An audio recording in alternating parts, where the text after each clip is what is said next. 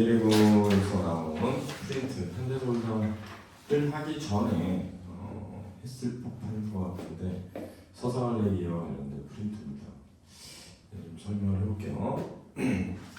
자, 먼저 인물에 대한 설명을 하고 있는데 소설이나 극 산문문학에 등장하는 사람 또는 뭐 동물 또는 식물, 의아들, 그죠? 산문문학을 구성하는 요소 중에 하나인 행동사건의 주체이다. 산문문학을 구성하는 요소가 뭐죠?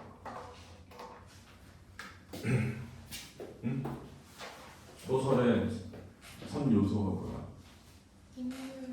인물, 그다음 사건, 그다음 배경. 이렇게 잘못 알고 있단 말이야. 그렇지. 소설의 3요소는 주제, 구성,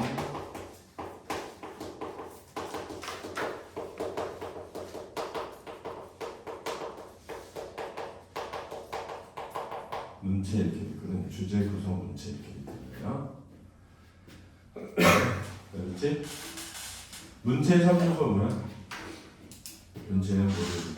묘사, 서술, 대화. 그다음에 서술, 대화. 되게 중요하다. 그렇지? 잘 봐. 얘네들 있잖니? 대화와 묘사. 이 대화와 묘사가 이거 간접적 제시야. 그렇지? 얘를 뭐라고 그래? 모여 주기라고 하지 않지?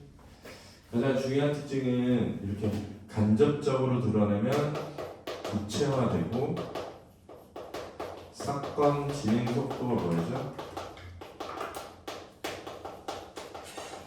느려지게 된다는 거 맞지? 사건의 진행 속도가 느려지게 된다. 이렇게 되는 거 알지? 서술은 직접적 제시라고 하지. 그렇지? 분석적 제시 또는 양적 제시. 이 극적이라는 말은 어떻게 이해되냐면 연극적이라는 뜻이야. 연극적. 이 연극이 보면 주로 대화와 행동으로 이루어져 있잖아. 그렇지? 그러니까 보여주는 거야. 연극은 보여주잖아. 그래서 연극적이라는 말을 이해해야 되겠지? 그러면 이제 뭘 서술하느냐라고 할 때 인물을 서술해. 그렇지? 사건을 서술해. 그렇지? 배경을 서술한다. 그렇지? 잘 봐. 대화를 나눠. 대화를 나누면 이런 거지. 야, 너 왜 성격이 이렇게 그래? 싸가지 없어. 이렇게. 야, 내가 뭘? 너 방금도 얘한테 이렇게 말했잖아. 그러면 인물을 알게 되지. 그지? 야, 너 왜 화장실에서 똥 싸는데 문을 열어? 사건을 알게 되지. 그지? 그지? 야, 이렇게 늦었는데 너 어딜 돌아다녀? 시간적 배경을 알 수 있잖아. 그지? 그러니까 봐봐. 서술은 얘네를 서술하는 거야. 대화도 얘네를 알 수 있어. 그지? 묘사를 통해 인물의 외형을 묘사할 수 있지. 그지? 또 배경을 묘사할 수 있잖아. 그지? 그러니까 얘네를 통해 얘를 설명하는 거야. 그렇지? 그럼 잘 봐. 얘를 통해 얘를 설명하는 거야. 그러니 듣지? 그 다음 잘 이해해보면 이런 거야. 봐봐. 시공간적 배경 속에서 뭐가 일어나? 사건이 일어나지. 그치? 시공간적 배경 속에서 사건이 일어나고 시공간적 배경 속에 인물이 존재하는 거란 말이야. 그래서 우리가 인물과 배경을 묶어서 뭐라고 그러니? 알죠? 뭐라 그래? 자, 기침으로 이걸 장면이라고 합니다. 장면. 알았지? 배경에는 무슨적 배경? 시간적 배경과 공간적 배경이 있는 거지. 그치?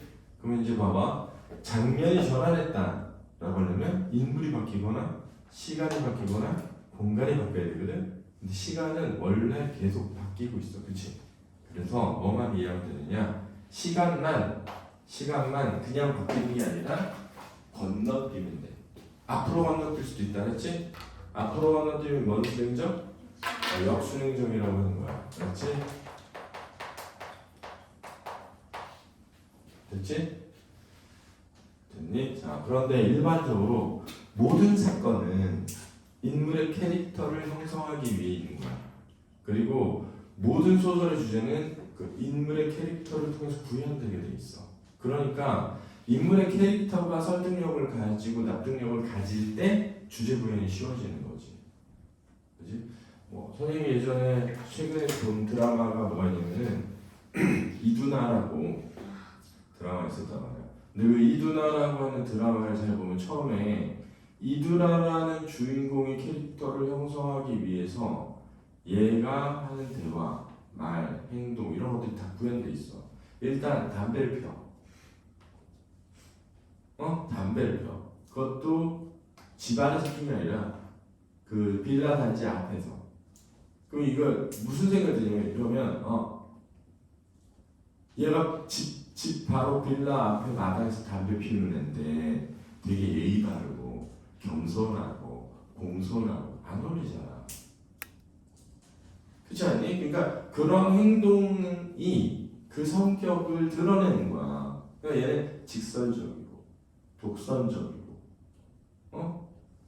막 세 보이고 센 언니 스타일 이런 거란 말이야. 근데 그럼에도 불구하고 그 안에 내면에 되게 부드러움이 있고 상처받음이 있고 이럴 때 우리가 공감을 하게 된단 말이야.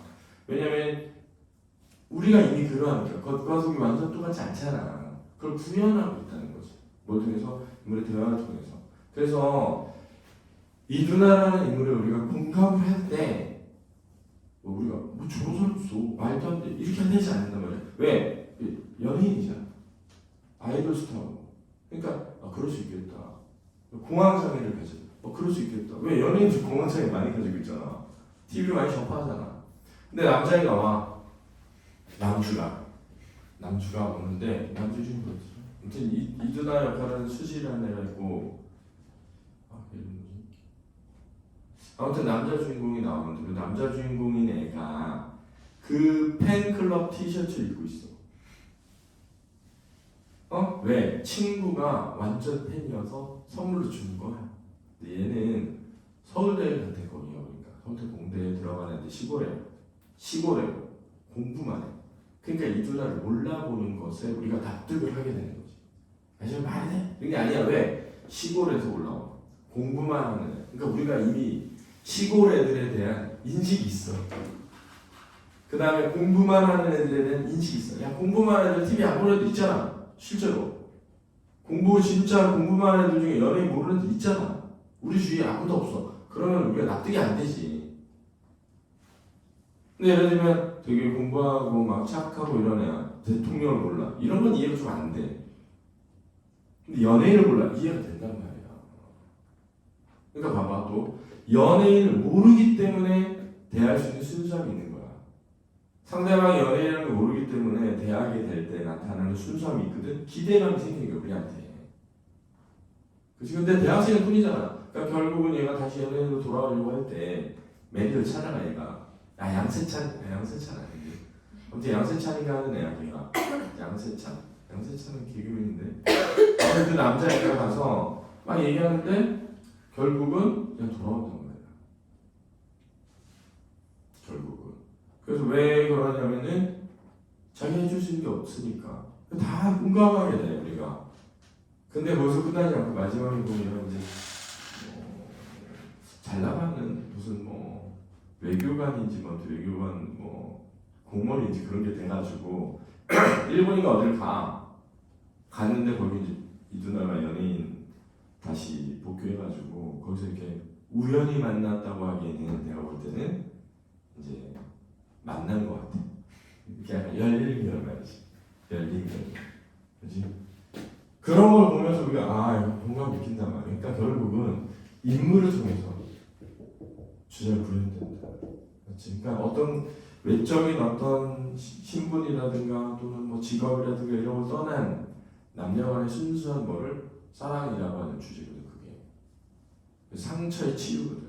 내가 볼 때는 그 주제는 뭐냐면 우리도 살아가면서 남들로부터 오해받고, 그지? 남들로부터 경쟁에 시달리잖아. 그러니까 이두나도 그런 존재거든. 그러니까 나 연예인이어서 너무 공감돼 이런 게 아니란 말이야. 나 이 수지처럼 예쁘니까 너무 공감돼 이런 게 아니란 말이야. 현실이 없지 그런 인물은. 근데 왜 공감이 되느냐? 우리도 사실은 경쟁에 속에 있고 경쟁으로 인한 스트레스가 심하잖아.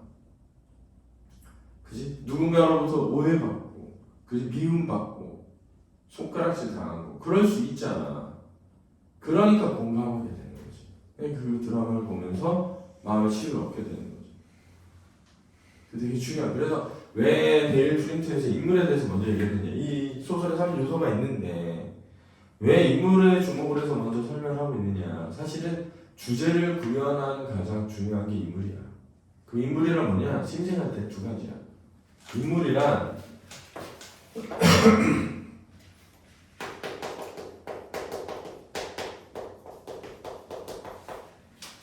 성격과 관계다. 그렇지? 성격과 관계. 그러면 이제 여기서 자 제일 중요한 인물이 누구지? 한대소설가에서 점이지. 그렇지? 그럼 이 소설 인물에서 내가 뭘 설명을 했냐면 이 소설은 점이라는 인물의 성격을 먼저 구현하는 거야. 그렇지? 그런 다음에 점이라는 인물과 다른 인물들의 관계를 만들어가는 거야. 그렇지? 물론 여기서 내가 살 때 중요한 건 정의하고 정의의 남편, 정의의 시어머니, 이런 사람들일 수도 있거든. 어쩌면 그 사람들 더 자주 나올 수도 있거든. 근데 중요한 건 그게 아니고 정의랑 주차장에 낯선 남자, 초월든 사나이, 번개탄 장수야. 왜냐면 그걸 통해서 뭐가 구현돼? 주제가 구현되는 거거든. 그렇지? 약간 변덕스럽잖아 여자가. 근데 너네 이 여기 여자 주인공이 변덕스러운 게 아니라 나는 예민하다고 생각해. 우린 되게 무감각하는 말이야. 뭐 사냥꾼 총을 쏠 수도 있지. 이럴 수 있잖아. 아니 뭐 시끄러운 소리가 들릴 수도 있지. 이럴 수 있잖아. 아 뭐 그런 데 갔으면 그런 거로 감수하고 살아야지. 이럴 수 있잖아. 근데 그렇게 외적인 어떤 변화와 외적인 것에 예민한 캐릭터라는 게 형성이 돼야 그 뒤에 일어나는 일들이 뭘 가지게 돼? 납득을 하게 되는 거지. 그래서 스스로 생각해 보게 되는 거야. 왜냐면 나도 이런 환경 속에 살고 있는데 아무 고민이 없었네. 이렇게. 그러니까 자 선생님이 말하고 싶은 거 뭐냐면 봐봐. 공부를 할 때 2가지 방향성이라는 게 있다고 생각했어요. 하나는 뭐냐면 그냥 내신을 잘 보기 위해서 막 듣다 암기하는 거야. 여기 나와 있는 거 하나하나 읽어가면서 외우면 되잖아. 물론 그렇게 하는 건 필요해. 근데 왜 이런 프린트가 나오고 왜 이런 말이 나오는지를 근본적으로 이해를 해야 돼. 그래서 읽어봐요. 우리가 현대소설자 읽었어. 뭐 시험에 나올 만한 내용들은 잡지에 다 표시돼 있어. 중요한 건 그런 게 아니라 깊이 있는 이해야. 왜 이런 소설을 썼을까? 왜 이런 소설을 가르칠까? 왜 이런 소설이 나올까? 이런 걸 이해해야지. 왜 이것의 주제가 이걸까? 그런 주제를 왜 우리한테 말하는 걸까? 이렇게. 그래서 내가 그때 그랬잖아. 소설에서 다루는 것은 크게 3가지다. 하나는 관찰, 어떤 대상을 관찰하는 것. 하나는 성찰, 자기 삶을 돌아보고 자기 어린 시절 되돌아보고 이런 거란 말이야. 하나는 현실, 우리가 살고 있는 현실. 이 현실은 현대소설에서는 크게 몇 가지? 첫 번째 뭐랬어? 일제 강점기. 2번째는 분단과 전쟁. 알았지? 3번째는 독재. 알았지? 4번째는 뭐야? 도산자란 말이야. 도시화되고 산업화되고 자본주의가 되는 거야. 알았지? 근데 봐봐. 딱 이게 도시화, 산업화, 자본주의야지. 그치? 우리가 과거에 봐봐. 농촌 공동체라고 했단 말이야. 그때는 협업이 필요해. 왜냐하면은 농사일이라고 하는 건 시기가 있고 그 시기에 빠르게 어떤 걸 처리해야 된단 말이야. 그러니까 모를 심었다가 논에다 옮겨 심어. 이양법이잖아. 모내기를 하려면 비가 와야 돼. 예를 들어서 비가 오면 마르기 전에 한 번에 다 옮겨 심어야 된단 말이야. 그러니까 난 우리 집 할 테니까 넌 니네 집 해라면 안 된단 말이야. 근데 자기 집의 논이 다 크기가 다르잖아. 그치? 그럼 자기 집은 되게 금방 끝나는데 남의 집은 엄청 오래 걸릴 수 있잖아. 그치? 그럼 거기에 대한 보상을 또 해주는 거야. 왜? 잘 살면 땅이 크잖아. 나눠줄 것도 많잖아. 그렇게 우리는 살았단 말이야. 그러니까 어때? 서로 다 알지. 아는 사람이니까 아침에 나가는데 다 아는데 뭐 얘네 집에서 엄마 아빠랑 하루 종일 밖에 안 나가는데 안 씻잖아. 왜 아니까? 안 씻고 나간단 말이야. 왜? 어차피 나가서 할 일이 뭐야? 흙묻히는 일이야. 그럼 집에 들어와서 씻어요. 들어와서 씻을 때는 누가 먼저 씻든 상관이 없어. 근데 지금 봐봐. 지금 같은 시간에 나가야 돼. 그지? 나가자마자 모르는 사람이야. 엘리베이터 타자마자 모르는 사람이야. 그지? 그러니까 뭐하고 나가야 돼? 씻고 나가야 돼. 어? 한 번에 같이 씻어야 되잖아. 그러니까 화장실이 2개가 된 거야. 화장실이 집에 2개가 된 게 왜 화장실이 2개 있어야 되지? 라고 생각할 수 있잖아. 그지? 근데 뭐 기껏 꼴랑 4명 사는데 화장실 2개인 이유가 있다고. 같은 시간에 나가야 되니까. 한 번에 처리해야 되는 거지. 그러니까 이게 문화라는 거야. 그러니까 내 말은 이거야. 우리가 그렇게 막 나빠진 게 아니라 생계로부터 생계의 변화, 삶의 어떤 영위를 위한 생계활동의 변화가 가져온 거지. 도시로 몰려가면서 모르는 사람을 살면서. 그치? 그러니까 어떻게 돼? 여기 잘 보면 외상도 다 해주기가 어렵지. 모르는데 아줌마 가가지고 제가 돈이 오늘 없어서 그러는데 내일 주면 안 돼? 안 된다고. 왜? 내일 내가 여기서 일 안 할 수도 있어. 같은 시간에 같은 사람이 있는 게 아니야. 왜? 거기 그냥 고용돼서 일하는 사람이 그럴 수도 있어. 그지? 내가 주인이 아니야. 그럴 수 있잖아. 이해돼? 이런 걸 이해해야 돼. 그래야 이 소설을 이해할 수 있게 되는 거야. 알았지? 형상화하고 있다. 인물은 작가가 만든 이야기 틀 속에 다른 인물과 뭘 맺는다? 관계를 맺는다. 이거. 알지? 인물의 특성, 인물 간의 관계 등의 설정 중에 작가는 주제를 서술을 구현할 수 있다. 그러니까 인물을 통해 뭘 구현한다? 주제를. 인물의 특성을 인물의 성격이라고 하는 거지. 내가 성격은 착하다 나쁘다가 아니라 했잖아, 그렇지? 성격이라는 거. 직업도 성격이야, 나이도 성격이라고. 이해됐어? 뭐 슬기로운 의사생활 보면 소아과 의사야. 거기 보면 소아과 의사 어때? 착하지 일단. 그지? 그러니까 막 자기가 막 희생해서 막 은행 가서 대출 받아. 왜? 대출 받아서 뭐 하려고? 누구 도와주려고. 이런 식이야. 그지? 그러니까 흉부외과 의사야. 냉정하지, 냉철하지, 칼같지, 매정해 보이지. 근데 그 이면에는 따뜻함이 있는 거지. 그러니까 소아과 의사야. 착하고 예의 바르고 내면에 뭐가 있어? 강인함이 있지. 의지가 있단 말이야. 그럴 때 우리가 매력을 느끼거든. 그 인물에서부터. 그러니까 거기에 익준이라고 나오거든. 유머러스, 능력 있고 뛰어나고. 근데 그 내면에 진지함이 있어. 따뜻함과 진지함이.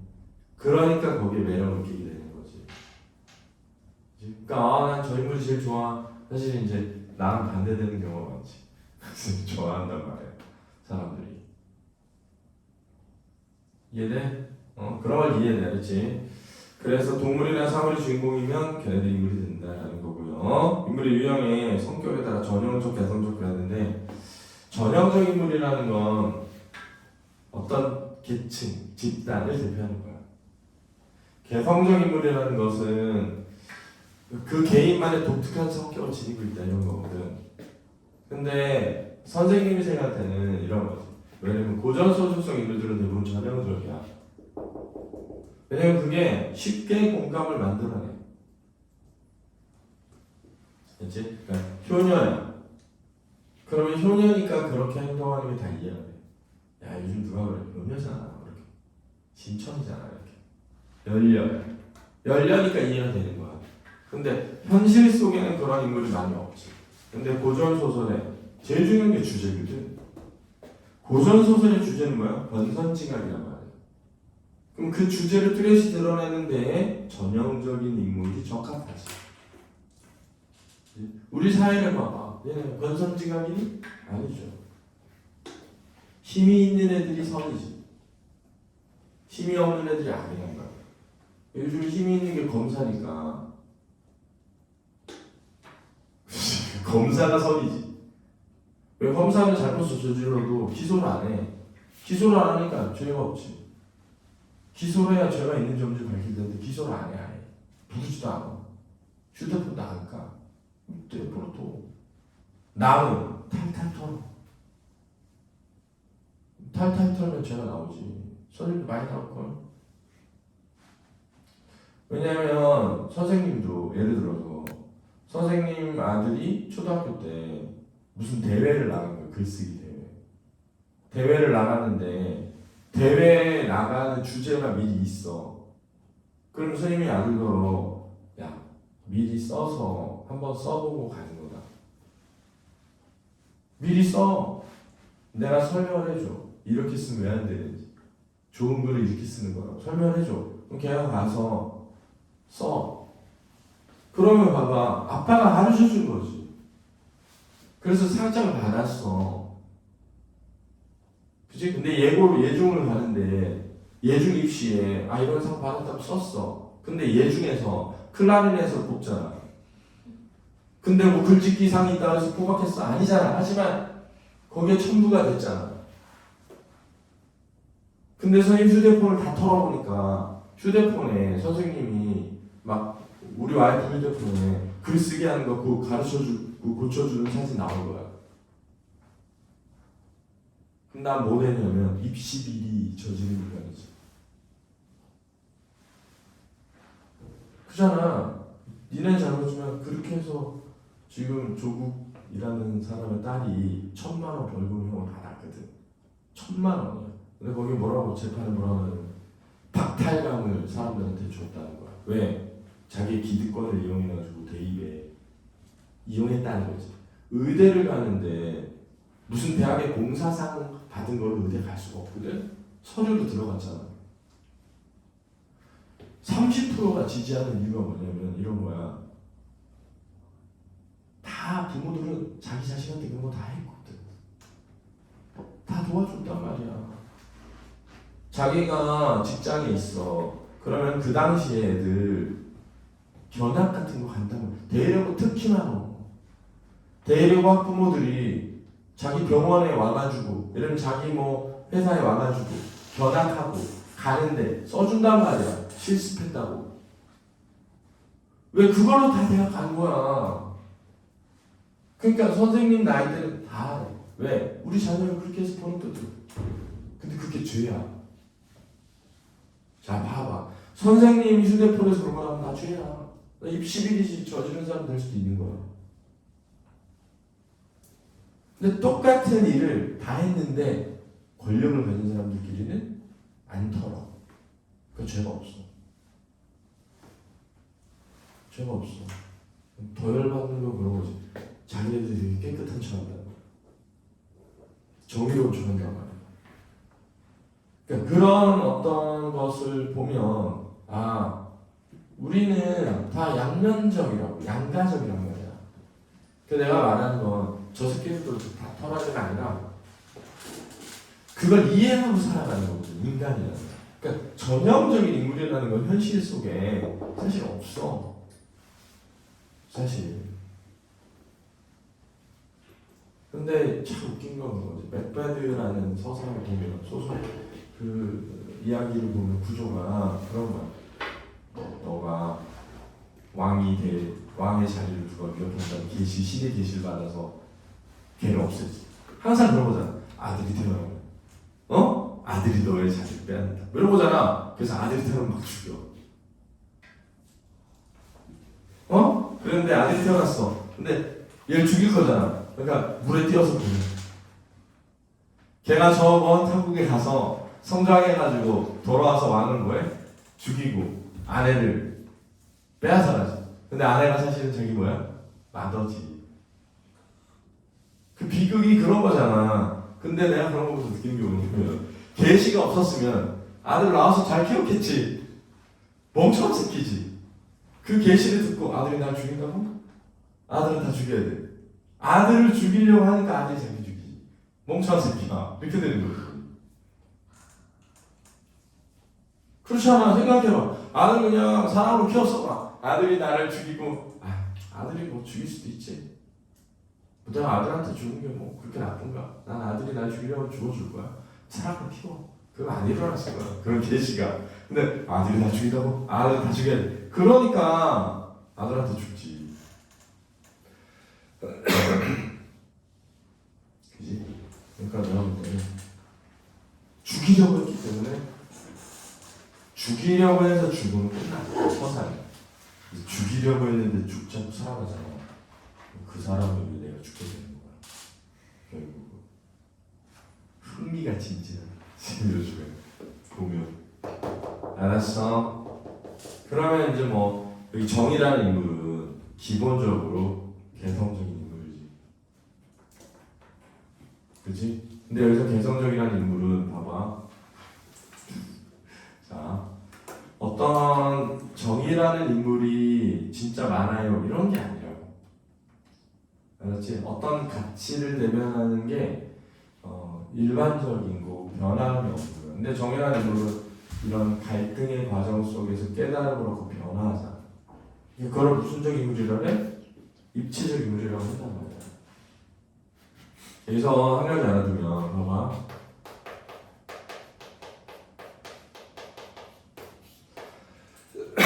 입체적이라는 말은 인물에도 쓰이고 사건에도 쓰이고 배경에도 쓰이거든. 알겠지? 근데 어떻게 이해하면 되냐면 입체적인 반대가 뭐냐면 평면적인 거야. 이제 평면적이라는 건 뭐냐면 단선적인 거야. 단선적. 알았지? 그러면 예를 들면 성격이 변한다는 건 성격이 두 가지잖아. 두 가지면 입체적이 되는 거야. 알았지? 성격이 변하지 않으면 한 가지잖아. 그럼 평면적이 되는 거지. 이해됐어? 사건을 봐봐. 사건이 예를 들면 과거로 돌아가. 그럼 입체적이야. 그렇지? 왜냐면 사건이 과거에서 현재로 쭉 이렇게 가는 게 아니라 사건이 이렇게 돌아가. 그럼 선이 두 개가 되는 거야. 그렇지? 한 면이 아니라 또 액자식이야. 입체적이 되는 거지. 알았어? 그러니까 병렬적 전기야. 입체적이 되는 거야. 단선적이 되는 거야. 그렇지? 배경은 공간감이 드러나. 그럼 입체적이 되는 거야. 그렇지? 그래서 입체적이라는 말이 어떤 의미인지를 이해하고 있어라. 그 다음에 이제 중심인물과 주변 인물이 있죠. 중심인물에는 이런 것도 있어.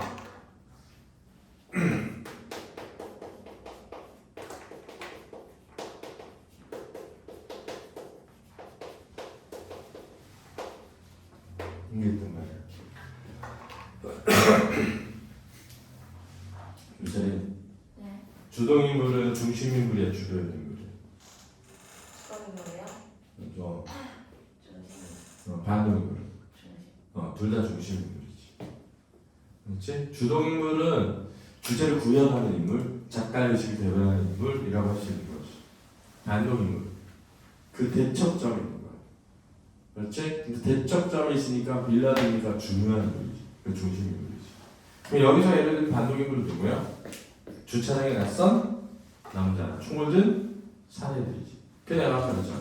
그래서 중요한 인물은 결국은 정의하고 주차장의 남자하고 총을 든 사내하고 번개탄 장수다. 그게 중심인물이지. 이해됐니? 이렇게 이해하면 되겠다는 거고요. 그 다음에 이제 인물의 성격을 제시하는 방법, 이거 중요하죠. 봐봐. 직접적이라는 것은 서술을 통해서 설명하는 거거든. 인물의 성격을 직접 제시라고 하는데 분석적이고 의학적이고. 근데 사실 이건 좀 조심해야 돼요. 왜냐면 이 요약적이라는 말에 대한 이해를 좀 잘해야 되는데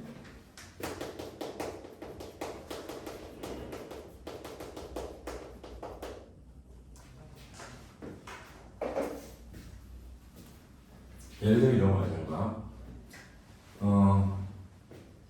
자네 그럼 그동안 어떻게 지냈나? 그랬어. 대화지. 지난 3년간 남의 집에 허드렛 일을 하면서 아내를 기다려 왔었지. 그러다가 작년에 아내 소식을 듣게 되어서 아내가 어디 있다는 얘기를 듣고 그녀를 찾으러 어딜 갔다네. 6개월간 그녀를 찾아다녔지만 이야기를 들을 수는 없었지. 그러다가 6개월 만에 그녀를 만나게 되었는데 다른 남자와 행복하게 사는 모습을 보고 죽이고 싶었다네. 그래서 칼을 들고 그녀를 죽이기 위해 간 날 그녀가 낳은 아이를 보게 됐고 그래서 마음을 접고 그저께 여기 왔다 이랬어. 그러면 요약적으로 제시한 거야. 그동안 그 사람이 어떻게 지냈는지 요약적으로 제시했다. 근데 요약적으로 제시했지만 보여주기지. 왜냐면 인물의 뭐를 통해서? 대화를 통해서 말하고 있는 거거든. 그러니까 여기서 지금 말하고 있는 건 그 사람이 그동안 어떻게 했는지를 서술한 게 아니라 그 사람이 그동안 어떻게 지냈는지 그 사람이 말하는 장면을 보여준 거지. 그지? 그러니까 그 사람이 그동안 지내온 경과가 제시돼 있어 요약적으로. 그렇다고 해서 사건 전개 속도가 빠르다고 할 수가 없어. 왜냐면 사건은 뭐야? 둘이 대화하는 게 사건이니까. 그동안 어떻게 지냈는지를 대화하는 게 사건이지, 그지? 그래서 대화, 묘사로 나타내면 간접적이다, 극적이다. 서술은 직접적이다 라고 하는데 사건 전개 속도는 조심해라. 왜냐면 요약적이라고 해서 전부 사건 전개 속도가 빠르지는 않고 요약적 서술이라고 하면 빨라질 수도 있다. 그렇지? 요약적 서술이라고 하면 이걸 좀 알아두시기 바랍니다. 그래서 나머지 읽으면 될 것 같아요. 그래서 서술자 인물의 성격이나 심리를 이야기 속 상황과 사건을 직접적으로 분석해서 설명해주는 방법이고 서술자 인물이나 상황에 대해 요약해주는 말해주는 경우도 포함된다. 요약해서 말해주는 게 다가 아니라. 그렇지? 서술자 인물의 성격이나 심리를 분석해서 오해 없이 독자에게 전달하고 서술자 인물에 대해 직접 말해주기 때문에 사건 전개 속도가 빨라질 수 있다. 그렇지? 다 빠른 건 아니야. 서술자가 분석한 내용을 설명하다 보면 더서 추상적일 수 있다. 이 추상적이라는 게 여기서 반대로 구체적이야. 그렇지? 서술자가 제공하는 정보 말고 독자의 상관을 제한한다. 그래서 이 말하기 문자는 하나만 알아도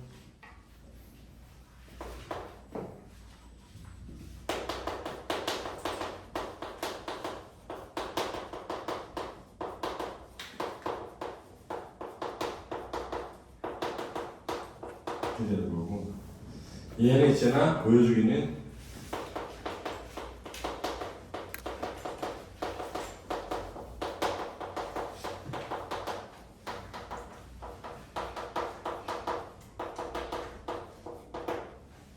이렇게 됩니다.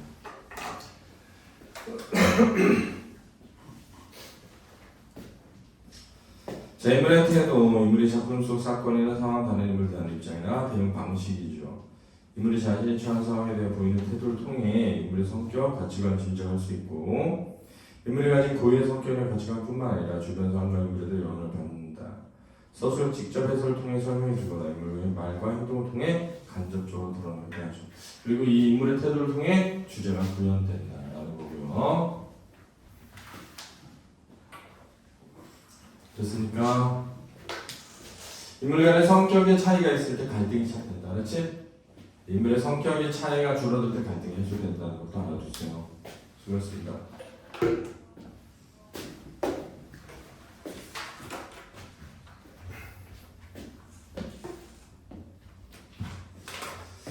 자, 현대서울과 같이 한번 해볼게요. 길을 건넌다. 아이는 빨간불인데도 자꾸 찻길로 뛰어든다. 아이를 잡느라 속이 다 바짝바짝 탄다.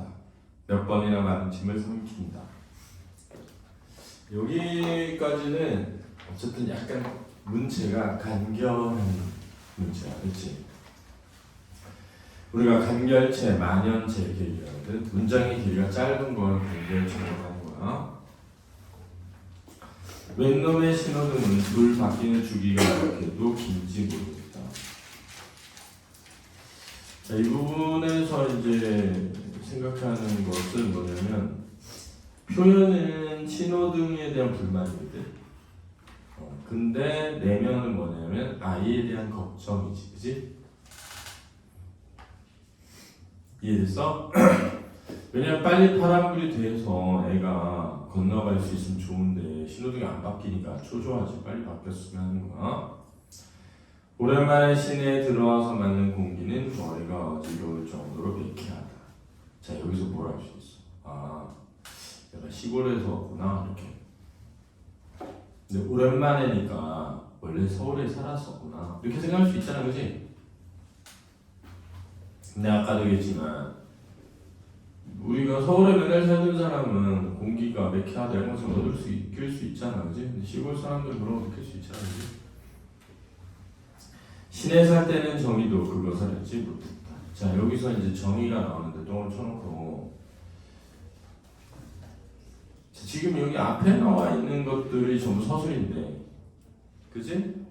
이 서술을 통해 가지고 뭐가 드러나냐면, 인물의 어떤 성격이 드러나면서 동시에 심리도 드러난단 말이야.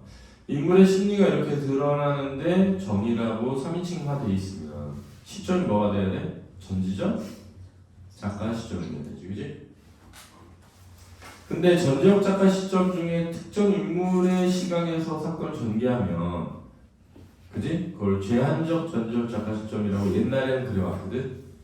최근에 이제 선택적 전지적 작가 시점이라는 말도 쓴다, 알았지? 근데 이제 어떤 시점이냐고 묻는 건 내신에서나 묻는 거고, 일반 수능에서는 특정 인물의 시각을 통해 뭐 이렇게 말한다, 그렇지? 사건을 전개함으로써 이렇게, 그렇지? 그렇게 되면 어떻게 되냐면 특정 인물의 심리에 공감을 하게 되는 거야, 알았지? 여기 나오는 인물의 심리에 공감하게 되는 거지, 알았지? 정의에게. 알겠습니까?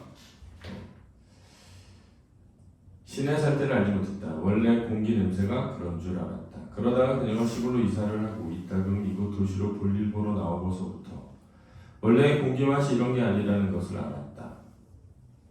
그럼 야, 시골에는 신호등이 있었어. 잘 없을 수 있지, 그지? 시골 가면 뭐 논밭인데 뭐, 그지? 하면 우리는 원래가 그렇다는 것들을 얼마나 더 모르고 살아가는 것일까? 또한 원래가 그런 것, 말하자면 우리 삶의 원형 혹은 우리 삶이 문명이라는 이름으로 사랑이라는 이름으로 훼손되지 않은 상태의 것들을 얼마나 기억하며 살아가는 것일까? 혹시 우리는 우리가 아닌지도 모른다면 지금의 내가 아니라서 원래의 나를 잊어버렸거나 잃어버려서 이다지도 힘겨워하며 살아갈지도 모른다는 생각하는 그 순간에도 아이는 또 집요하게 찾길로만 기어들려 하고 있었다. 이렇게 됩니다. 뭔 개소리야. 이런 거지. 잘 봐. 나는 가끔 그런 얘기 하는데 봐봐. 니네 자연을 보호하자 이런 말 하잖아. 그런 거 들어봤지? 자연을 보호하자. 그게 무슨 말이야? 자연을 보호하는 게? 그치? 자연을 보호하자는 게 무슨 말이야? 자연을 보호하세요. 친환경적인 생활. 친환경적으로 생활하는 게 뭐야? 쓰레기 배출을 하고 음. 탄소가스 배출. 왜 그러는 거야? 미래를 위해서. 미래 누구? 미래 자녀. 미래 자연? 자녀. 자녀를 위해서. 나는 개인적으로 자연을 보호하자는 말은 결국 인간을 보호하자라고 생각하는 사람이란 말이야. 사실은 엄밀하게 잘 생각해봐. 자연을 보호하는 게 아니야. 인간을 보호하는 거지. 그러니까 자연을 보호하자라는 사람은 사실은 이렇게 말해. 인간을 보호하자라고 해야 돼. 왜냐면 봐봐. 야, 원래의 자연을 상태로 돌리려고 한다고 해봐. 원래 자연의 상태는 뭐야? 그럼 막 대기압 한 200기압에 온도를 막 400도여야 돼. 원래 펄펄 끓는 바다였단 말이야. 그러니까 지금 뭐 지구 온난화 이러는데 지구 원래 그보다 훨씬 뜨거웠어. 훨씬 뜨거웠다고. 그러니까 개인적으로 생각할 때는 지구가 웃을걸? 어쩌면 지구가 이럴 수도 있어. 야, 니네가 자연을 보고 싶으면 니네 없어지면 돼. 이럴 수도 있어. 그러니까 우리가 뭘 보호하려고 하는 자연 입장에서 생각하면 웃긴 것일 수도 있어. 그치? 그럼 뭐 자연의 생태계를 보호하기 위해서 어떤 동물을 죽여도 돼. 이런 것도 아니잖아, 사실은. 그러니까 내 말은 뭐냐면 이 여자가 그런 얘기하잖아. 우리가 원래 원래 공기가 이런 거구나 라고 할 때 원래 공기가 뭐야? 원래 공기는 지구상에 산소 그레이트 옥시전 이전에 산소 대혁명이 일어나기 이전에 공기를 생각해봐. 산소 없었어. 시아노박테리아가 물속에서 과학성을 이용해가지고 H2O를 분해해서 산소 안 꺼내놨으면 이 지구상에 산소 없었어. 얘가 그딴 얘기 하는 거야 지금. 원래라는 게 뭘까? 이런 거지. 원래라는 게 뭘까? 원래가 그렇다는 걸 우리는 얼마나 모르고 살까? 그지? 그러니까 내가 얘기하잖아. 화장실 2개인 것도 얼마 안 된 거야. 니네는 원래 그런 거라 생각할 수 있잖아. 원래 자기 방은 있는 거라고 생각할 수 있잖아. 선생님 어릴 때 자기 방이라는 건 원래 없는 거야. 엄마 아빠랑 다 같이 한 방에서 사는 거지. 내 방이라는 게 없었다고. 근데 태어날 때부터 그런 상황 속에서 태어나는 것은 다른 거지. 사실은. 그런 얘기를 하는 건데 이 소설은 그런 걸 얘기하는 것 같아. 뭐냐면 이 소설의 주제가 그런 거거든. 그러니까 이제 우리가 도시에서 생활하면서 잊었던 어떤 공동체의 삶이라는 게 뭔지, 그것이 꼭 조용하고 한적하고 한 게 아니라는 거야. 인간과 인간이 부딪히며 살아가는 관계 속에 있는 거잖아. 근데 그 안에 따뜻함이 있는 거지. 그래서 시끄럽고 시끌벅적하고 막 약간 불편하고 야단스럽고 하지만 따뜻한 마음씨가 있는 공간, 이렇게 되는 거지. 아이고 이놈 명수야를 신호등이 바뀌길 기다리는 그 짧은 순간 한 5번은 더 부르고서야 파란불로 불렀다. 빨간불 켜져 있는 시간은 그리도 길더니만 정의모자가 건널고 다 빠져나오기 전에 파란불이 마치 곧 꺼집니다. 곧 빨간불 들어옵니다. 라고 해석한 것. 다분히 시골스러운 그녀의 해석일지도 모른다. 그녀 시계. 혹자는 그것을 빨리빨리라고 하나 그도 아니면 그저 부조의 울림같이 뚜뚜 같은 것을 연상했을지도 모른다. 아니다. 그것도 아닌지 모른다. 아무 생각이 없었을지도. 정말이다. 빨간불이 켜졌을 때 자동으로 서있다 파란불이 들어왔을 때 자동으로 차키를 건너고 파란불 깜빡이자 아무 생각 없이 자동으로 그저 발걸음을 좀 빨리 했을지도 모르는 것을. 그것이 문제다. 무엇이건 간에 생각이 끄트머리 하나를 붙잡게 되면 그것을 한정없이 붙들고 있는 버릇, 그 버릇 때문에 언제 생긴지 모르는 생각은 그 버릇 때문에 생활에 즐거운다면 버릴 필요도 없는 버릇인데 그렇지 않은데 문제 있는 게 아닐까? 자, 내가 그랬잖아. 이 여자 되게 뭐한 여자라고? 예민한 여자라고 했죠.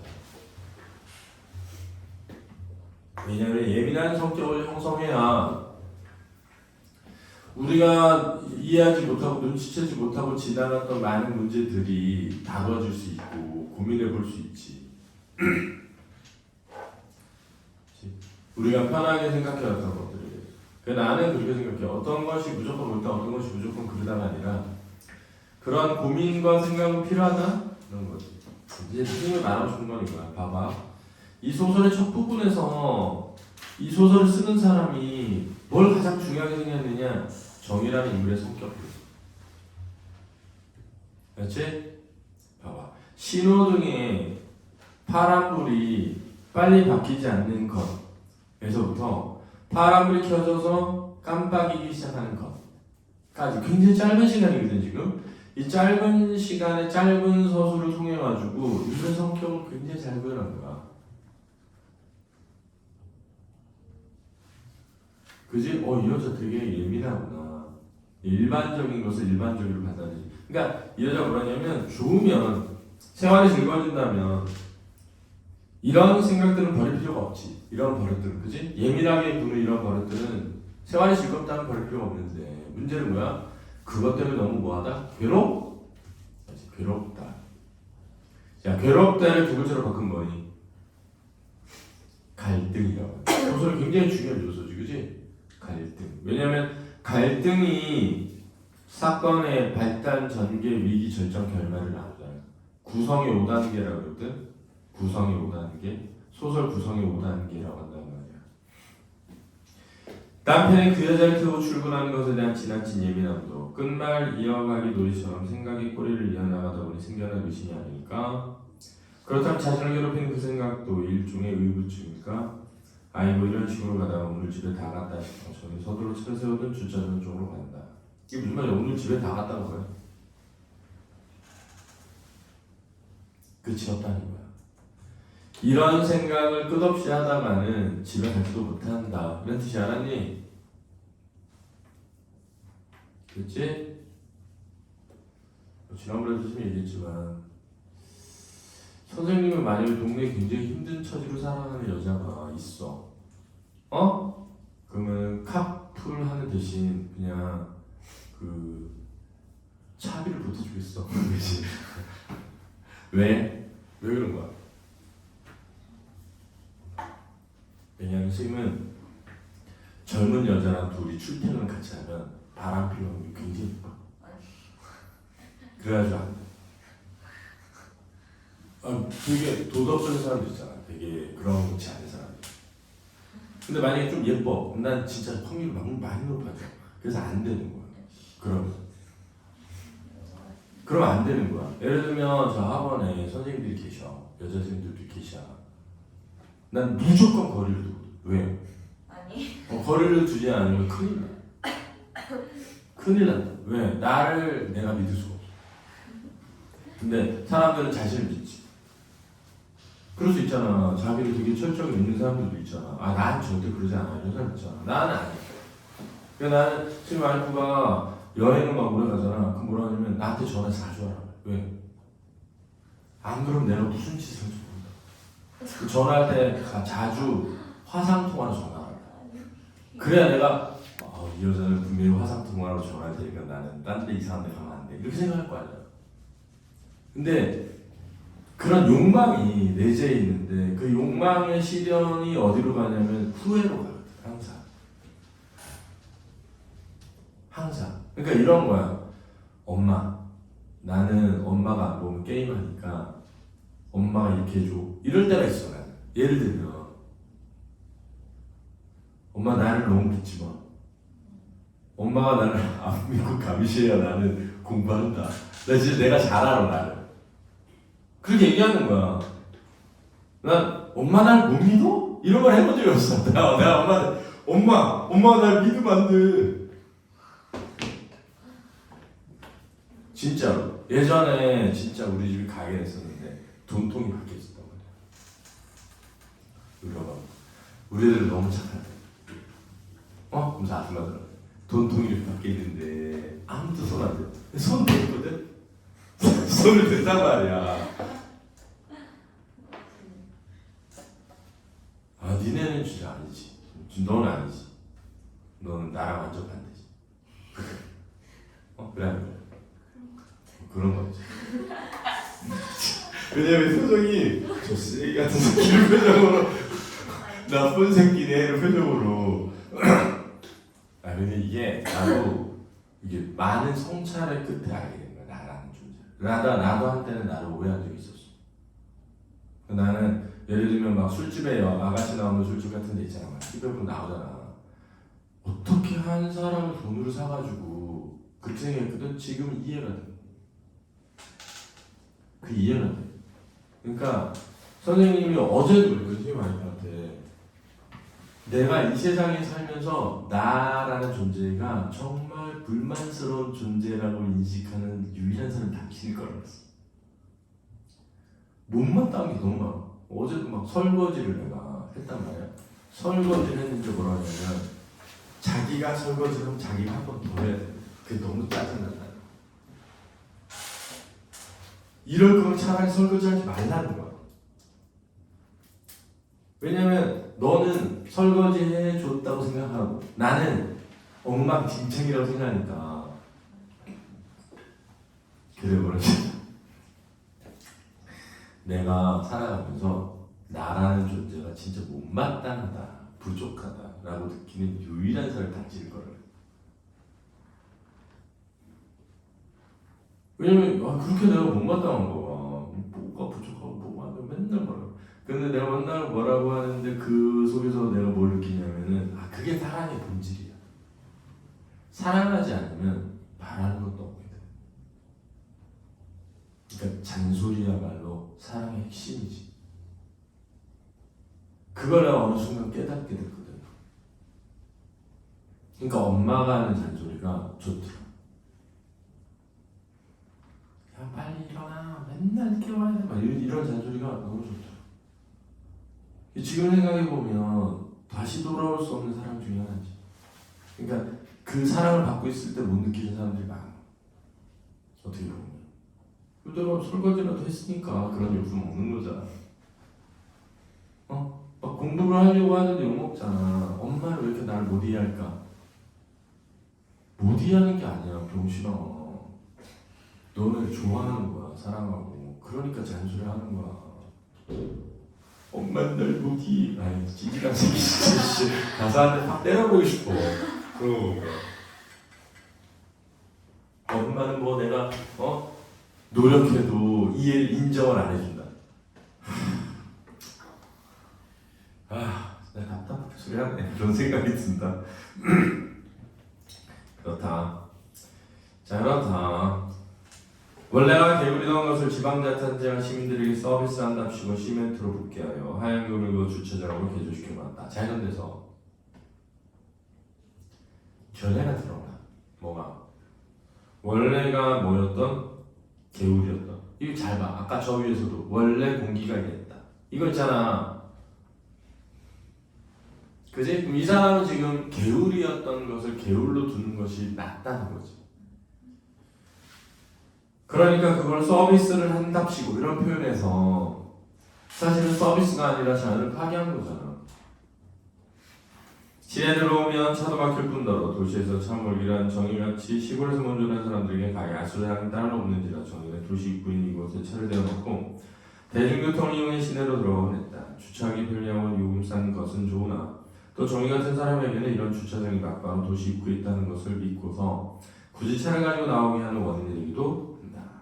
도로를 넓히면 교통체증이 덜해질까? 그건 아니리라. 도로가 넓어질 만큼 차를 끌고 나오는 사람도 그만큼 많아질 테니까. 악순환인 것이다. 정말 교통체증을 없애려 한다면 이미 넓혀진 도로도 좁히고 좁힌 부분에 나무를 심어 숲을 만들고 그 숲을 걸어다니기 좋은 오솔길을 만들면 사람들은 그 길을 걷고 싶어서라도 차를 가지고 나오지 않을 것이다. 그러다가 출근이나 약속시간 늦으면 어떡하나 하는 걱정이 있다면 하지 않아도 될 걱정인 것이 바로 오솔길 옆인 자전거 도로입니다. 사람들이 걷거나 자전거를 이용하다 보니 도로에 차가 없어서 오히려 도로 넓었던 시절과 비교할 수 없을 만큼 차들을 시원하게 달릴 것이기 때문이다. 물론 달리는 차들은 대중교통수단인 버스가 주를 이루어야 한다.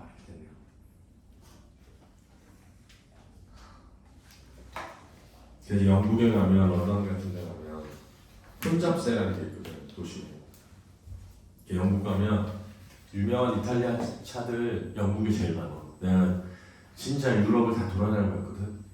유럽 다 돌아다니면서 영국에서 느낀 게 뭐냐면 야 진짜 비싼 차는 런던에 다 있네.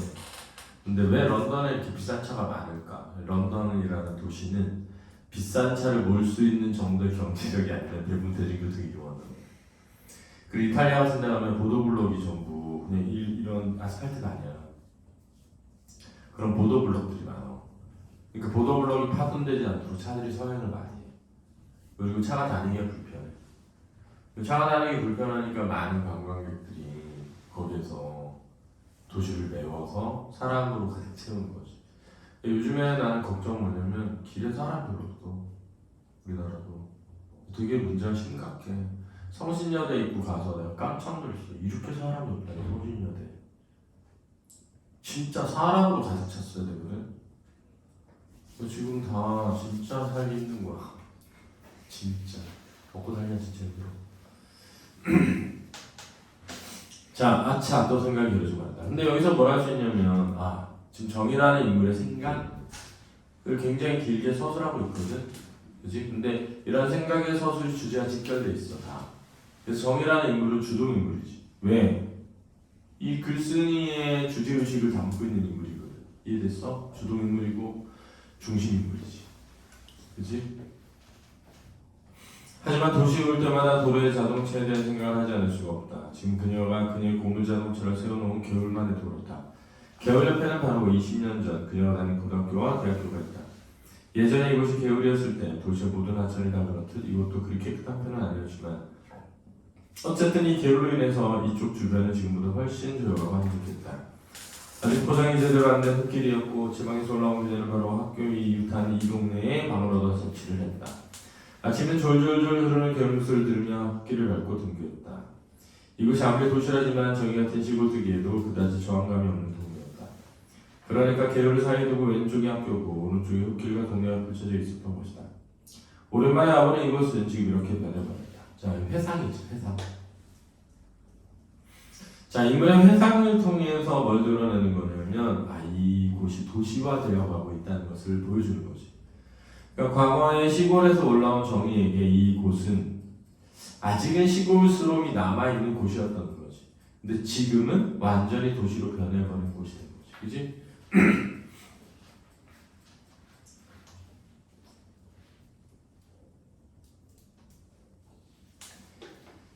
자, 게으른 복개된 주차장으로 흙기는 아스팔트 도로로 고요하던 동네를 에워싼 아스팔트 도로에서 울리는 소음으로 가득 찬 한 대로 변해버렸다. 이게 한 대, 이 소설의 뭐야? 제목이지.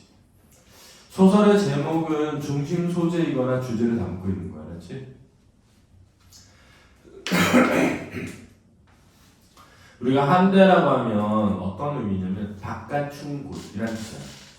바깥 추운 곳, 그렇지?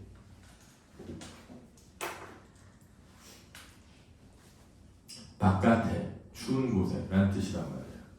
부정적 의미를 담고 있는 거죠. 정의가 좀 전에 듣는 부동산 소개소 사람들에게 했던 얘기가 바로 한 대였다. 정의는 또 그 말을 친정 어머니한테 배웠다. 어머니가 말한 한 대란 추운 곳이었다. 겨울에 어린아이가 길에서 울고 있으면 어머니는 아가 왜 한 대에서 이러고 있냐, 집에 들어가라고 하셨다. 사투리가 드러나면 현장감, 생동감, 향토적 세 가지가 나오는 거야.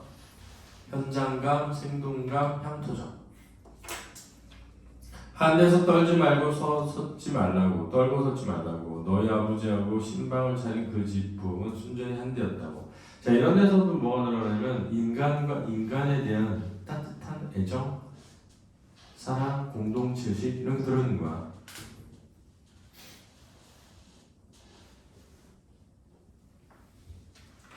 공감의 핵심은 뭐냐면 평등한 의식에서 나오거든. 그치? 그래서 니네 왜 그런 거 있잖아. 그 슬픔이 기쁨에게 시 보면 배웠지?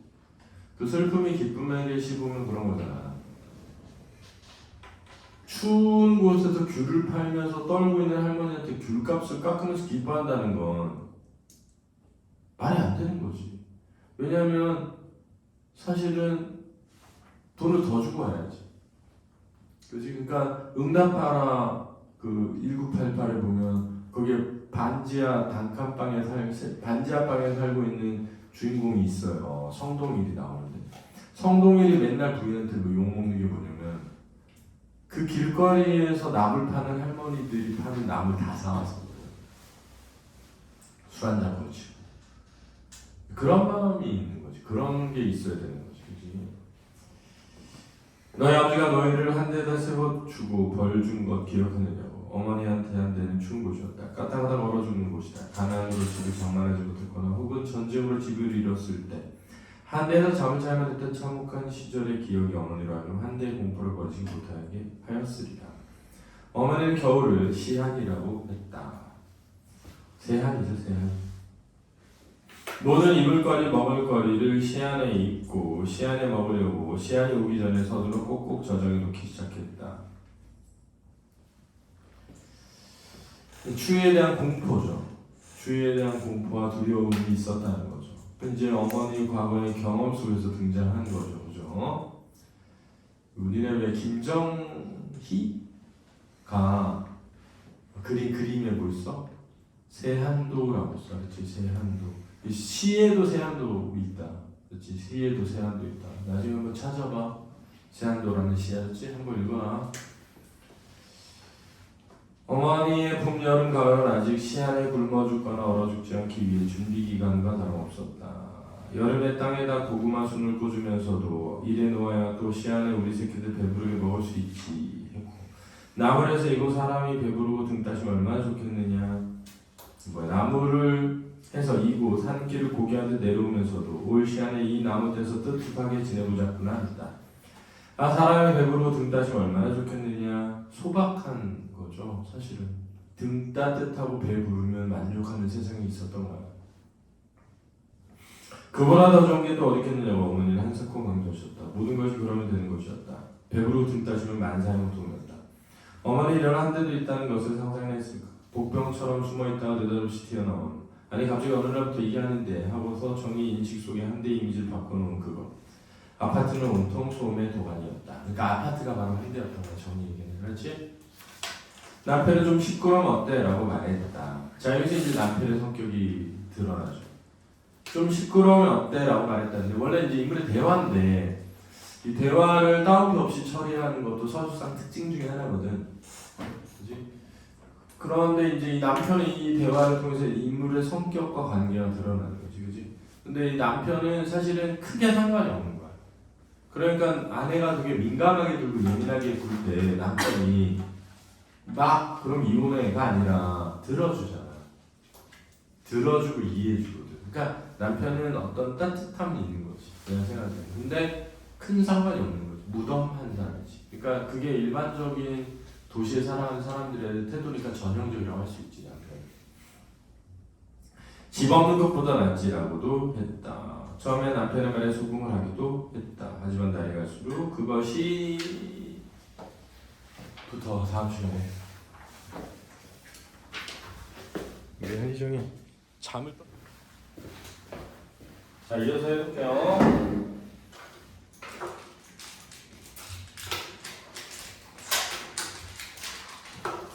자 그것이 아니었다. 견딜 수 없이 와가 들어오기도 했다. 내가 이런 집구석을 마련하려고 그 고생을 했던가. 자 이런 집구석 한 대를 대표죠. 한 대. 그치? 그리고 그 표면에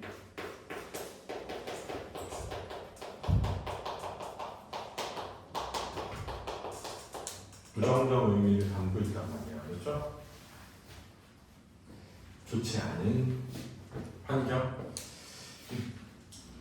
눈물이 핑 돌기도 했다. 슬픔, 감정, 분노죠. 하루 종일 소음은 기청을 두들겨 대다가 그래도 식구들이 돌아오면 좀 나은 듯했다. 집안에서 나는 식구들의 소리 후 틀어있는 소리가 잠시 잠깐 바깥의 소음을 잊기도 했다. 하지만 근본적으로 없어진 것은 아니므로 식구들이 모두 잠든 뒤에 나는 자동차 바퀴 굴러가는 소리는 여전했다. 그런데 밤에 듣는 자동차 바퀴 굴러가는 소리는 낮에 듣는 것보다 또렷하긴 하지만 그래서 더 들을 만하기는 했다. 특히 비가 오는 밤이면 아스팔트에 밀착한 자동차 바퀴가 빗물 밀어내는 소리까지 선명하게 들렸다. 어찌 들으면 두레방으로 물을 기는 것처럼 찰박찰박 하는 소리로 들리기도 했다. 하지만 그런 날 밤이라 할지라도 대형 트레일러나 대형 버스, 화물차, 유조차 같은 것이 내는 소리는 여전히 공포스럽다. 이따금 다급하게 달려가는 병원차의 뚜뚜거림, 경찰차의 삐용거림 같은 것들이 한 번씩 지나가는 밤이면 그녀의 입에 결코 편히 잠을 잘 수가 없었다. 이런 데서 이제 인물의 성격이 드러나죠. 그렇죠? 그럴 때 굉장히 예민한 성격이죠. 민감하고 예민한 성격이죠. 그래서 감정적으로 굉장히 상처받기 쉬운 스타일인 거야.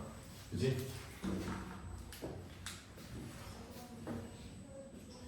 선생님이 사는 집도 다른 건 모르겠는데 이제 옆에 내부 순환도가 이렇게 있거든. 내부 순환로에 지나가는 차량 소리를 말하는 게 아니라 이제 내부 순환로가 이렇게 있고 저쪽에 이제 고대병원 있잖아. 고대병원 쪽으로 가는 앰뷸런스가 그 내부 순환로 밑으로 지나가면 그 순환로 밑에가 울려. 그러니까 소리가 이제 위에 부딪히는 소리 나와. 그래가지고 와 이건 뭐 진짜 너무 시끄러운데 이렇게 생각했었거든. 처음에 거기 이제 살 때 그래가지고. 이제 거기 들어가서 살기 처음에 선생님이 거기에 전세로 살다가 딴 데로 갔다가 살기가 편해가지고 그걸로 다시 갔거든. 다시 가면서 집을 사가지고 갔어. 그때 딴 거는 아무것도 안 해도 창은 이중창으로 해가지고 원래 창문 있는데 바깥에 하나 더 냈지. 소리 때문에 지금은 괜찮아. 지금 근데 진짜 이 민감한 사람들은 싫죠. 그때는 부끄러웠다. 그 좋은 집이 단지 시끄러워서 싫다는 그 말할 용기가 나지 않았다. 그래서 그 좋은 집이라고 할 때 이 그 좋은 집이라고 하는 거는 이제 현대인의 인식 속에서의 좋음이지, 그지? 살기가 편한 곳이란 뜻이야. 그러니까 남편에게는 이웃 사람들한테는 정의가 살피건대 남편과 아이들 그리고 이웃들은 분양받아서 들어온 그 아파트에 대해 그다지 불만이 없어 보였다. 다들 만족스러운 미소를 실실 흘리고 다니는 분위기라고나 할까? 왜 아니겠는가? 20평 서민 아파트였는지라 입주자들 대부분이 이제 맨 처음 꿈에도 그리던 내 집 장만을 한 사람들이었다. 그저 내 집이 생긴 것만이 좋아 소음에 신경 쓸 겨를이 없는지도 몰랐다. 이거 추측이지? 누구의 추측? 정의의 추측. 근데 정의가 내가 아니니까 이런 거로 해. 선택적, 전지적, 작가 시점이라고 했지.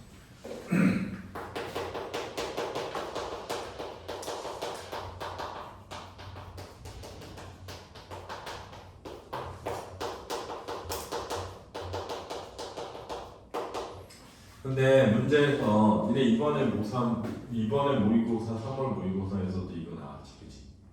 보통 시점을 이렇게 묻지 않는다. 무슨 선택적, 전적, 작가 시점, 뭐 제한적, 전적, 작가 시점 이렇게 안 묻고 뭐라고 나와? 특정 인물의 시각에서 이렇게 나온다. 특정 인물의 시각에서 말하고 이렇게 나온다고. 알지? 작품 속 서술자야, 작품 밖 서술자야. 작품 밖 서술자야. 알았지? 이런 거 중요한 개념이야. 작품 밖에 있는 서술자가 특정 인물의 시각에서 이야기를 전하고 있는 거지. 그렇지?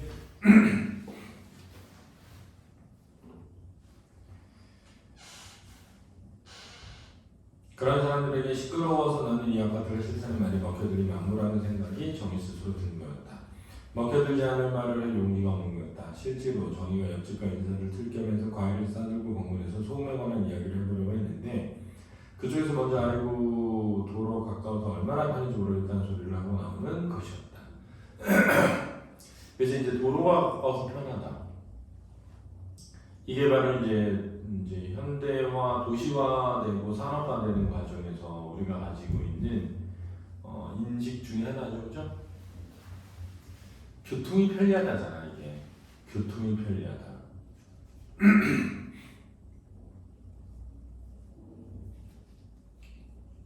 그러니까 예쁜 사람들이 이 집을 선택하게 된 동기 중에 큰 길과 면에 편리한 교통이라는 요건도 포함되어 있는 것이다.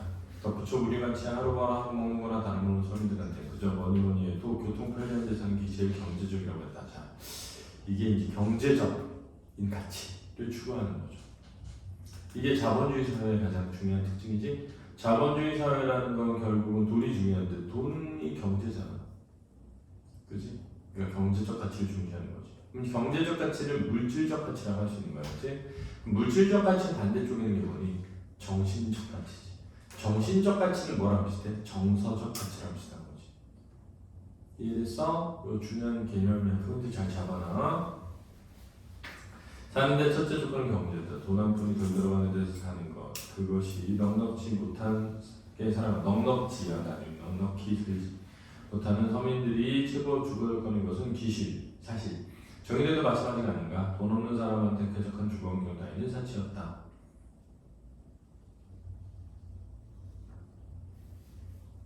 근데 이런 거 있잖아요. 그것이 넉넉하게 살지 못하는 모든 서민들의 최고 주거 조건인 것은 사실 정의대도 마찬가지 아닌가? 라는 표현은 서술자가 독자에게 마치 말을 건네듯이 설명했잖아. 그지?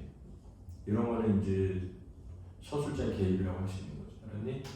중요하다. 펼쳐놓고 가라. 근데 이런 게 가능한 이유가 뭐냐면은 이 소설이 중요한 특징이 이 작품 밖에 서술자가 있는데 마치 작품 속의 인물인 정의의 입장에서 쓴 것처럼 썼잖아, 그지? 그러다 보니까 이런 표현이 나오게 되는 거야. 이것도 잘 이해나? 자, 다시. 자, 지금 서술자가 작품 속에 있어, 밖에 있어? 밖에 있잖아. 왜냐하면 정의라는 이름으로 나오니까, 그지? 그럼 작품 밖에 있는 서술자가 마치 등장인물인 것처럼 목소리를 내는 걸 작가의 개입이라고 하는 거야. 그렇지? 작품 밖에 있는 서술자가 마치 등장인물인 것처럼 목소리를 내는 것을 뭐라고 한다? 작가의 개입이라고 한다고. 개념 잘 이해나? 근데 이 작품은 이제 전지적 작가 시점인데, 그지? 선택적 전지적 작가 시점에서 정의라는 인물을 선택한 다음에 그 인물의 생각을 그 인물인 것처럼 막 쓰는 표현들이 많이 나온단 말이야. 그러다 보니까 마치 등장인물이 서술한 것처럼 표현을 많이 해놨단 말이야. 왜냐하면 그렇게 함으로써 정의라는 인물의 심리 내면에 뭐하도록 공감을 유도한 거란 말이야. 근데 그렇게 쓰다 보니까 서술자가 자기 생각을 말하는 것처럼 쓰는 표현이 나타나게 된 거지. 이해되니? 작가의 개입이 된다. 알았니? 서술자의 논평이 되는 거야. 돈 없는 사람들 쾌적한 주경하는 나이는 산치였다. 그저 차 타러 다니기 좋고 차들이 좋은 곳이면 되었다. 그녀가 어쩌다가 시무룩해 있으면 남편은 주차장 넓고 아이들이 학교 가깝고 저 멀리 산도 보이니 이런 집 한 채 가졌으면 되지. 뭐가 더 불만이냐. 다소 짜증스러운 반응을 보이기도 했다. 그 이상의 것들을 그에게 말하는 것은 아니었고 바랄 수도 없었다. 그 집 장만한 것도 사실 35 가정인 남편으로 최선을 다한 결과 아닌가? 자동차에서 도장반의 노동자로서 그가 겪은 휴직과 복직의 과정을 생각하면 더욱 그렇다. 그나마 이미 이 이만한 집이라도 장만하여 이사다니를 걱정 안 하게 된 것만도 감사한 일이었다. 그래야 마땅했다. 하지만 정의는 서러웠다. 사람이 정말 이런 데서 살아야 한다니. 누가 살라고 한 것도 아닌데 자기 부부가 선택해 들어온 아파트인데 정의는 마치 누군가에게 등 떠밀려 할 수 없이 그 집에 살아야만 하는 것처럼 실체도 없는 누군가가 된 줄 섭게 야속스러웠다. 이 실체도 없는 그 누군가는 뭘까? 도시화되어가고 문명화되어가는 사회죠. 그치? 이게 도시화되어가고 문명화되어가다 보니까 내가 살던 곳이 어쩔 수 없이 그런 곳이 되어버리는 거지. 그러니까 정의의 집 보러 다니기 대장정. 정작 내 집 장만한 연휴부터 시작되었다. 자, 이게 역사적이죠. 그치? 얘들아 봐봐. 집이 있어서 집을 알아보고 다니는 거야. 그치? 원래는 집이 뭐예요? 없어야 집을 알아보러 다니잖아. 야, 집이 없어서 집을 사러 다녀야 되잖아. 근데 지금 집이 있자 집을 보러 다니자는 거지. 남편이 출근을 하고 큰아이들이 학교에 가고 시어머니가 노인정에 가고 나면 정의는 불이 나게 이제 겨우 돌쟁이 막내를 놀이방에 맡긴 뒤 마치 도둑질을 하러 나가는 것처럼 소음 같은 아버지 아파트를 몰래 빠져나왔다. 그러니까 도둑질을 하러 가는 것처럼 몰래라는 뜻이야. 서러움이 그녀를 그렇게 했다. 그래서 서러움은 뭐야? 남들은 아무도 이해할 수 없지만 나는 너무나 싫은 이곳이지. 그지? 소음으로 가득한. 남편의 회사에서 결국 자발적이라고 할 수 없는 퇴직 압력을 조금이라도 무마하려는 눈물겨운 자고책이란 자동차를 팔아주는 일이었다. 회사는 남편에게 같은 노동자들이 자동차 만드는 일만 요구하지 않고 파는 일까지 맡긴 셈이었다. 외아들인데다가 공고를 나온 남편은 공업고등학교 주위에 아는 사람도 별면치 않아 결국 회사에서 설명을 할단 말의 차를 이미 차가 있음에도 불구하고 떠안게 되었다. 남편은 내 집도 장만했겠다. 아내인 정의도 전용차를 갖고 살 때가 되었다고 짐짓 여유를 부렸다. 그래서 짐짓은 일부러죠. 야, 이 진짜 슬픈 거지. 회사에 뭐 하지 않기 위해 잘리지 않기 위해서 회사 물건을 사는 거야. 그런 거 비슷한 거야. 옛날에 우리 엄마가 뭐 전기장판인가 담요를 산 거야. 그거 왜 샀냐 했더니 이웃집 아줌마가 이거 담요 파는 회사 다니게 됐는데 그 집에 가봤더니 담요가 13개가 있더래. 그래서 이게 뭐냐면 실적을 올리려고 자기가 13개나 산 거야. 그래서 너무 안 돼 보여가지고 하나 그냥 달라고 그래가지고 돈 주고 안 되는 거야. 그런 거 있잖아. 막 다단계 이런 거 하는 분들 막 보면 자기가 다 사잖아.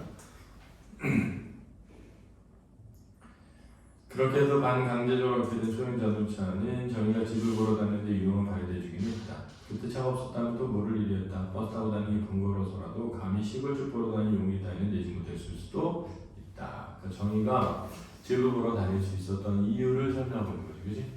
근데 그 이유가 또 슬픈 거지, 어떻게 보면. 먹고 살기 위한 방법이었으니까. 남편 말만 따라 그토록 고대하던 집이 마련되고 속사정이 어떻든 차도 남편 차, 제 차 해서 2대씩이나 불리게 된 현실을 듣고 보니 자기도 모르게 사람들 흉내가 모르게 있는 사람들 흉내가 내고 싶었는지 모를 일이었다. 있는 사람들이 뭐야? 돈 많은 사람들이. 니네는 국회의원 이번에 후보 누구 나왔는지 알아? 모르지. 관심도 없을 것이다. 그렇게 살지 말라고. 선생님은 일단 우리 지역의 국회의원 후보가 누군지를 먼저 확인한 다음에 거기 들어가면 재산 신고를 하거든. 재산 신고를 봤어. 근데 숫자를 세봤어. 그랬더니 뭐야 4억이야? 뭐 이러면서 이렇게 했단 말이야. 4천만 원 있어? 이렇게. 딱 봤더니 이력이 뭐냐면 국민의힘 후보야. 국민의힘 후보. 한국 청년 임대주택협회 협회장인 거야. 역시 이게 젊어. 48살인가 그래. 48살. 젊은 편이잖아. 48살이면. 한국 청년 임대 아파트 협회 협회장인 거야. 역시 청년들의 주택 문제를 위해서 임대 아파트 협회장이신 분이 나왔구나. 재산을 받으니 한 4천만 원 있어가지고 야 진짜 굉장히 검소하시다 이렇게 생각했단 말이야. 그래서 봤더니 단위가 1,000원 단위인 거야. 공이 3개 더 붙어야 돼. 그럼 3개 더 붙으면 4천만 원이 얼마야? 4억, 40억, 400억, 459억. 야, 고대 국문과 나거든? 야, 고대 국문과 나가지고 459억이에요. 대박. 이게 459억이라는 숫자가 가늠이 안 되잖아. 재산이 46살에, 8살에 459억 있어. 근데 지위가 뭐냐면 한국 청년 임대주택 협회장이야.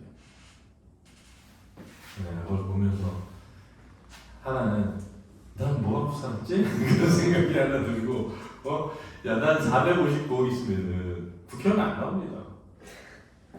그렇잖아. 국회의원은 그런 거 하는 사람이 아니잖아. 국회 입법 과정에 참여하는 사람인데 개인적으로 그런 게 나는 부자를 좋아해. 부자가 좋아. 부자가 좋단 말이야. 근데 내가 식당에서 한 번 만났었거든. 그 사람을. 식당에서 이렇게 명함 돌리는 걸 봤거든. 그 사람을. 근데 그때 내가 일부러 되게 냉랭하게 안 받았단 말이야. 후회되더라고. 인사 크게 안 받고 안녕하세요. 또 알아 혹시? 이제 꼭 당선되셔서 이 지역에 아파트 한 3채만 지어주세요. 야 400억이면 3채 짓겠네. 그러지 않냐? 좀만 더 하면 이제 억담이면 4천억 다음은 조잖아. 그지? 와 진짜. 그래서 내가 이게 어느 정도 재산인지 봤더니 국회의원 후보 중 4위야. 4위 한 일이 없어. 경력에 다 물려받은 어디 사나 했더니 기름도 9길이야.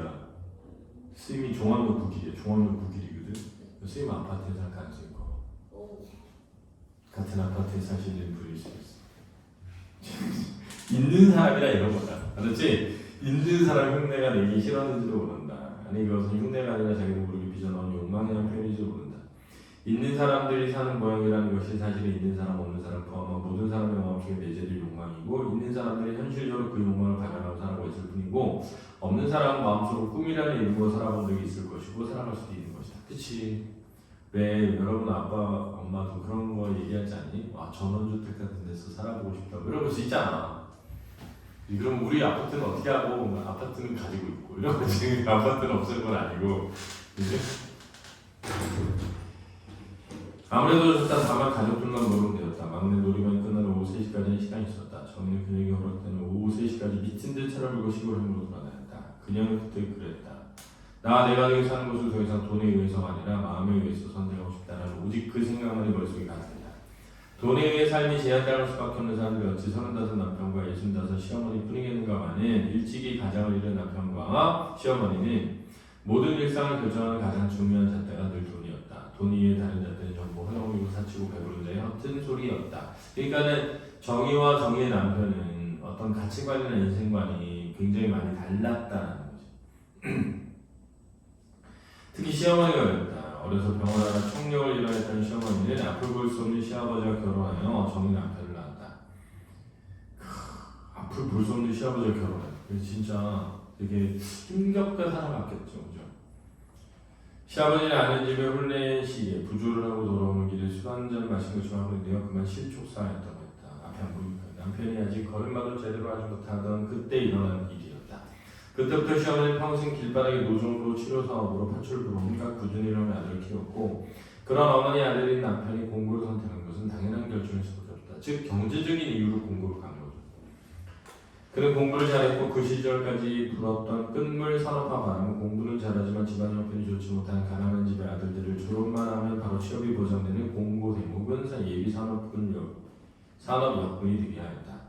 결코 나쁜 의미가 아니라 남편이나 시어머니 같이 비난한 사람들에게는 가난한 돈 되는 일을 선택하는 게 최선이었던 거겠지. 된 되는 게 아니라. 이제 선생님이 못하셨겠죠? 그죠? 그제음들어 평생 바람보는 결과를 하면 후에 주로 품기가 된 시어머니가 내버려던 눈을 가득가득 떨린 손으로 한 장 한 장 세보며 돈이 왼수다 돈이 왼수야 하면서도 입은 한글에 벌어지고 하였다. 자, 지금 이제 뭘 쓰고 있는 거냐면 남편이라는 사람의 인물의 성격을 형상화하는 거야. 가만히 보면 봐봐. 드라마 보는데 드라마 속 주인공이 아빠는 시각 장애인이신데 그지 결혼식장 갔다 돌아오는 길에 앞이 안 보여서 술 한잔 마시고 실족사에서 죽었어. 어린 때. 엄마는 청각 장애인이야. 시장에서 나물 팔고 파출부 일해서 나를 키워. 그래서 나는 공부를 잘하는데 공부를 가. 그럼 우리가 그 뒤에 일어난 어떤 일들을 되게 납득하면서 들을 수 있게 되는 게 생긴다고. 그러니까 일단 남편이 뭔가 좀 그 안에서 똑똑하잖아. 그러면 그리고 어릴 때 공부 잘했으니까 공부를 나왔지만 이렇게 하면서 납득하게 되는 거지. 그러니까 이 소설은 나라는 인물의 대척점에 있는 어쩌면 남편이라는 인물의 성격을 만들어. 그래야 그 남편이 또 시어머니가 나를 위해서 하는 행동들에 대해서 이해하게 돼. 근데 거기서 또 다시 도시로 가겠다고 막 그런 거 아니니? 그러면 이 여자 진짜 지랄만 내는 생각이 있잖아. 근데 그 지랄가짐이 사실 뭐라고? 나의 예민함과 민감함에서 나오는 거잖아. 그래야 이 주제가 잘 납득이 되는 거지. 아무리 아파도 인역 골머리 속에 꼬깃꼬깃한 돈을 뭉치러 넣어두고 있으면 병원갈 생각은 못하는 시어머니였다. 왜? 그만큼 가난한 흥겹게 살아서. 그런 남편과 시어머니에게 인문계 여고를 나오고 부자는 아니지만 공부하지 않은 따뜻한 농가 출신 정의가 구박을 당하는 순간이란 바로 그녀와 같은 조건에서 돈 들어가는 일을 선택했을 때였다. 어쩌다 큰맘 먹고 식구들끼리 외식을 하게 되는 날 정의가 이왕이면 깨끗하고 분위기 좋은 집을 고르는 반면 남편과 시어머니 허름한 집을 고르는 일 따위가 그런 것이었다. 이왕 남이 해준 음식을 먹을 거면 깨끗하고 좋은 집에 가서 먹자는 것이 정의 생각이었고 남편과 시어머니는 똑같은 논리로 기왕에서 남이 해주는 음식을 먹을 바에 지저분해도 음식값 싸고 푸짐한 집으로 가자는 것이었다.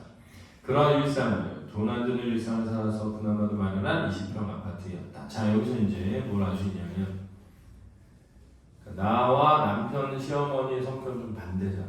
나는 그래도 약간 바깥에 외식을 해도 예쁜 집 좋은 집에서 가서 먹고 싶은 거잖아.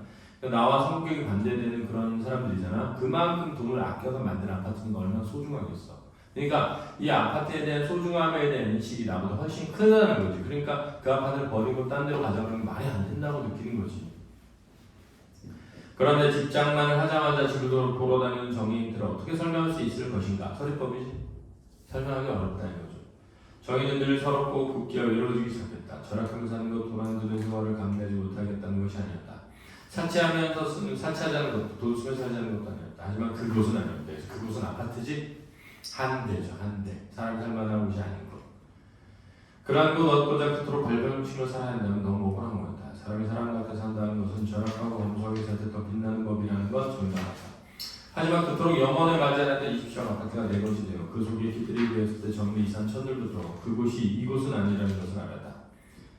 자, 이곳은 원래 말하는 사람 가까이야. 그렇지? 그곳은 원래 듣는 사람 가까이 있는 곳이야. 그러니까 그곳이란 말하는 사람으로부터 먼 거지. 야, 이정, 그거 좀 줘봐. 이래야지. 야, 이정아, 네 옆에 있는 이거 좀 줘봐. 안 되는 거야. 야, 이정, 이거 좀 봐. 그래야지. 야, 이정아, 그거 좀 봐. 안 되는 거야. 그러니까 이곳은 심리적으로 먼 곳이야. 가까운 곳이지. 그곳은 심리적으로 먼 곳으로 표현되는 거야. 그러면은 이 아파트를 그곳이라고 표현한 건 뭐야? 심리적으로 멀게 느끼는 거야. 정서적 거리를 표현했다. 이렇게 하는 거야. 심리적 거리를 표현하고 있다. 알았니? 정의의 이곳은 말하자면 사람이 사는 곳. 그런 콘크리트 닭장집이 아니었다. 차라리 남의 집 새빵 살 때가 더 상상한 것이었다. 싱크대가 있고 도움물, 찬물 번갈아 나오는 그 집에서 생활이 아니었다. 그 집에서의 생활, 그 집은 어디야? 아파트. 알았지? 마치 누군가에게 그곳에 쳐놓고 사익당하는 느낌 강했다. 차라리 지어간 동네 삶에 있더라도 악당으로 싸우는 게 생활이라는 그 느낌을 그러나 저희는 집안 식구들 누구에게도 말할 수가 없었다. 왜? 살아온 삶의 과정이 너무 달랐기 때문이지, 그지? 남편과 시어머니는 물론 새아빠들 위해서 너무 행복한 창문 선물 나와 마음껏 물장난칠 수 있는 좋은 아이들에게도 내 집이 생겨 마음대로 전세 놓을 수 있고 전세를 넣어 먹을 수도 있고 분양받을 때 내는 돈보다 더 많은 돈을 남기고 팔아먹을 수 있다는 것. 그러니까 재산으로서의 집을 갖게 되어 다들 기가 살아있는 이웃들에게도 정의의 사용문을 배부르는 소리를 뿐이었다. 이거를 써봐. 장소성이라는 장소성. 철학적 용어로. 그렇지? 철학적 용어인데 보기로 많이 나온다. 그렇지? 뭐가요? 아니 장소성이라고 써봐. 그러니까 뭐가 잘못했어? 그냥 옆에 아무데나 써봐. 장소성이라고 써봐. 내가 불러줄게. 그러니까 철학에서 뭘 중요하게 여기냐면 우리가 어떤 공간이라고 할 때, 그지? 그 공간을 사실은 여러 가지로 측정 가능한데 정서적 가치로 측정할 수 있단 말이야. 기억이 남아있고 사람들과의 뭐 예를 들면 관계가 남아있고 따뜻함이 남아있고 이런 게 이제 공간으로서의 장소성이라고 그러거든. 근데 현대사회가 되면 그런 장소성이 사라진다는 거야. 그렇지? 그래서 그 장소성이 사라지면서 그냥 경제적 가치로 치환되어 버린다는 거야. 그러니까 학원도 이런 거지. 예를 들면 우리 이정이가 만약에 학원이라는 걸 떠올렸어. 근데 백앤퍼스 학원 떠올리면 아 그때 같이 다녔던 친구들하고 기억이랑 그때 선생님하고 했던 수업에서 느꼈던 감정이나 이런 따뜻함이나 이런 게 살아있지 않고 그냥 아, 내 점수 올려준 곳 이렇게 되어버린다는 거야. 그냥 그러니까 언제든지 학원을 바꿔도 되는 거야. 성적이 안 나오면 언제든지 바꿀 수 있는 곳이 되는 거지. 근데 이제 현대사회가 그렇게 되면서 어떻게 되냐면 추억이 없고 기억이 없게 된 거야. 사실. 그러니까 이거를 뭐라고 하냐면 골목이 사라졌다 이렇게 얘기하기도 하거든. 응답하라 1988 같은 거 보면 골목에 사람들이 모여가지고 막 만나서 이야기하고 대화하고 이러잖아. 근데 가만히 생각해보면 아파트에서의 추억이 없는 거야. 그럼 아파트에서 기억이 뭐야? 다 그냥 유튜브 보고 TV 보고 핸드폰 보고 있었던 거야. 그러니까 내 기억 의식 속에 있는 공간이라는 건 그냥 그 유튜브 안 속에 있는 거지 집이랑 관련 있는 게 아닌 거야. 그냥 잠자고 나가면 되는 곳이 되어버리는 거지. 이 현대사의 특징이라고 해 그런 거예요. 그래서 어떻게 장소에 그 장소라는 곳이 나에게 삶이 깃들고 추억이 남게 되느냐를 현대사에서 되게 추구한단 말이야. 그래가지고 요즘에 나오는 게 뭐냐면은 이제 지역의 아파트 근처의 공원들을 어떻게 활성화하고 사람들이 그 안에서 서로 소통하며 살아가야 할 것인가 이런 고민을 많이 하거든. 사실은.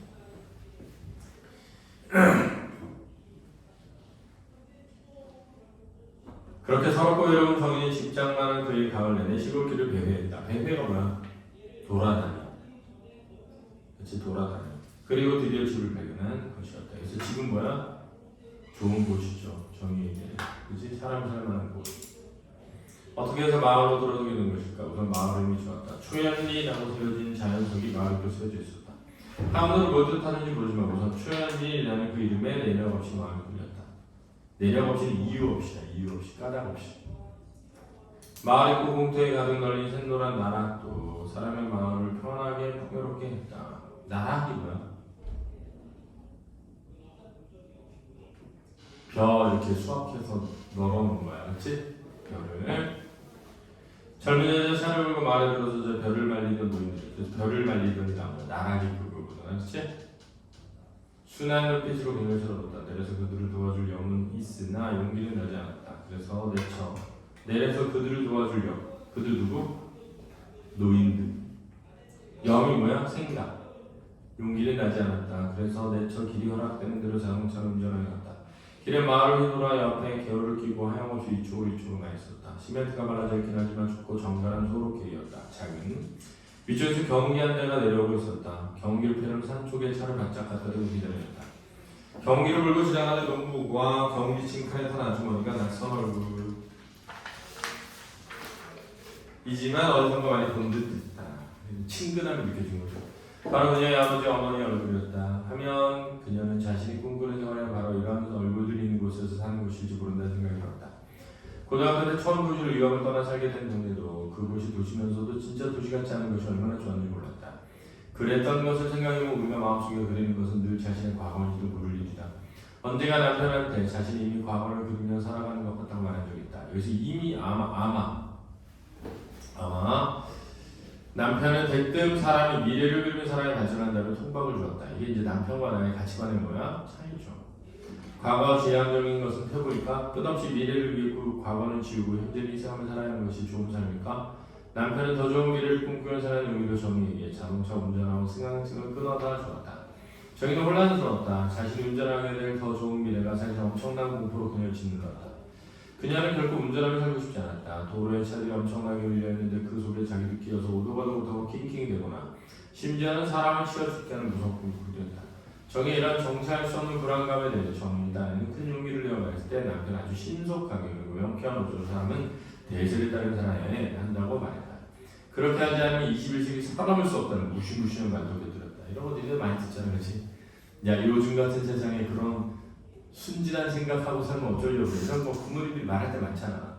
너 그렇게 살아봐라 그러다가 이제 어른 돼가지고 굶어 죽는다 이런 얘기 하잖아. 엄마가 막 그런 얘기하면 좀 짜증나지. 뭐 하필이면 뭐 얘기를 해도 굶어 죽는다는 얘기를 해. 굶어 죽진 않지. 사회 보장제도가 있는데, 그지? 자, 그러한 세상을 죽고 말지 토라듯이 대꾸하긴 했지만 정말로 저희는 그렇게 무시무시하게 사는 차라리 안 살고 가는 게 더 편하다는 생각이 저 가슴 빗자루부터 꼼지락거리는 느낌을 어떻게 처리할지 몰랐다. 남편은 정의 뾰족한 대꾸에 그놈의 대먹지 않은 시대착오적 문학소리 취향은 언제 버리냐고 했고, 그러니까 약간 낭만적이라고 그러거든. 현실을 알지 못하는 낭만주의라고 한단 말이야. 급기야 그날 부부싸움이 나타난 것이다. 그런 우여곡절 끝에 면허를 따서 운전하게 된 것이 결과적으로 나쁜 일 같지 않다는 생각을 정의는 운전할 수 있게 된 이유를 처음 했다. 남편이 말한 살아볼 수 있느냐 없느냐의 무지막지한 차원이 아니라 그저 편리 차원에서 말한다는 말이다. 편리한 것은 좋대. 편리를 위해 치러야 하는 대가가 있었다. 그래서 정의는 혼란스러운 것이다. 지금 운전하고 다니면 편리한 게 좋잖아. 그지? 근데 그걸 배우는 과정에서의 불편함이 있었다는 거. 자신이 생각해도 마음에 갈피를 잡을 수 없는 것이 그냥 어지러웠다. 집이 생기자 집을 찾아 나서더니 부부싸움하던 날 남편이 그럼 죽어라 죽어 했던 대로 자신 정말 죽어 마땅한지도 모르겠다. 야, 근데 남편이 부인한테 그럼 죽어라 죽어, 야 이건 좀 그렇지 않냐? 아무리 그래도 야 그렇게 못 살게 했으면 그냥 죽으라고 뭐 이런 거잖아. 그치? 너무 그러네요. 그렇죠? 뭐 저는 이런 걸 많이 했는데 아내한테 할 건 아닙니다. 어차피 죽을 건데 살아서 뭐 하겠는가? 어떤 것은 좋으냐? 어떤 것을 위해 치료하는 듯한 싫다. 그럼 죽어야지. 도리가 없는 거 아닌가? 하여간 남편의 말을 수용하면서 살다 보면 한 세상 그럭저럭 살아낼 수 있을 것 같았다. 그가 삶을 위해 치료했던 엄청난 대가의 무게가 정의 가슴을 아프게 해집었다. 경기를 피하기 위해 기항차를 멈춘 김에 정의는 거기서부터 걷기로 했다. 가을 햇살은 따뜻하고 바람이 산들거렸다. 이게 막 붉은 빛을 띠기 시작한 까치발 열매가 햇빛을 받아 수명하게 반짝였다. 야, 묘사죠? 자, 이렇게 공간적 배경을 묘사함으로써, 그렇지?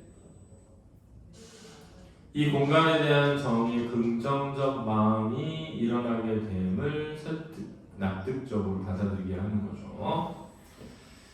말은 고적했다. 자, 고적했다 중요하죠, 그죠? 이게 별표 쳐놓고 아까 그곳이 한 대가 된 이유는 소음 때문이었잖아, 그지? 두 번째는 이곳을 좋아하게 되는 이유는 고적해서잖아, 그지? 근데 이곳에 살게 되지 아침부터 시끄러운 두부장사 소리를 듣게 되는 거야, 그렇지? 그 짜증이 나서 있는데 결정적으로 무슨 소리가 나면서 총소리가 나면서 이렇게 사건이 시작되는 거죠.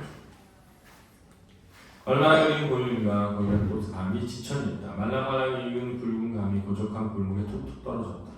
의성 밑에다 툭툭. 어떤 것은 가지째 낙하였다. 저는 그것을 주워오자니 쓱딱 하고 까먹었다. 밀감 하나만으로 금방 배불렀다. 가슴소리가 훅 눌렀다. 이렇게 좋은 세상이 있는데 어쩌자고 그런 아비규환 속에 살아가는가. 아비규환 아파트죠. 도시. 싶은 생각이 생기 울컥 가라앉아있던 서름도 한번 지렸다. 꼬부랑 할머니가 담배를 피우며 나락떡 속에 골을 내고 있다가 아무렇지도 않은 듯 정의를 가져줬다. 누구요? 동네 구경 온 사람이요. 이런 초원에 뭐 구경할 게 있어? 혹시 마을에 빈집 좀 있나요? 빈집이야. 새브로치. 새브로치가 뭐야? 많지. 많다. 셌다. 그렇게 할머니가 안내해준 그 집에 들어가게 되었다. 집이 빈지 한 3년쯤 됐다고 했다. 마당 잡풀 부정했다. 새 칸차는 흙집이었다. 할머니가 점심때가 다 되었으니 당신 집에 와서 밥을 먹자고 했다. 정리는 괜찮다고 했다. 사람의 법이 그럴 수 없었다. 여기서 뭐가 됐죠? 인정. 할머니 집에서 빈집의 뒤안에 들여다보였다. 밥을 먹은 할머니 빈집을 이사하고 정을 책임했다. 제초. 이사와 한 집안 식구가 치즈는 얼마나 좋겠냐고 했다. 할머니 눈빛이 마치 가을 하늘처럼 맑았다. 한 점을 주었지. 한 점 티끌 없이. 그것을 생각한 정의가 할머니처럼 그렇게 늙어갈 수 있을 거였다. 그 생각만으로 정이 행복했다. 밥을 다 먹고 할머니 마치 손녀를 떨어뜨려 놓듯 인혁딸을 그곳에 놔두고 밭에 일 나가는 듯. 그럼 나는 갔다 온다고 핑하니 대문 나서는 거였다. 혼자 남은 정의는 할머니 집 아래 앉아 빈집 뒤안을 바라봤다. 이게 뭐니? 확독이 있고 그럴까? 뭔 거 같아? 확독이 있고 장독 들어있고. 뭐 오타 같은데. 뭘까 이거? 니네 수업했잖아. 다시 하세요. 그래? 지금 아무도 돌아보지 않는 감나무 대추나무 열매들이 저희들끼리 이거하는 중이었다.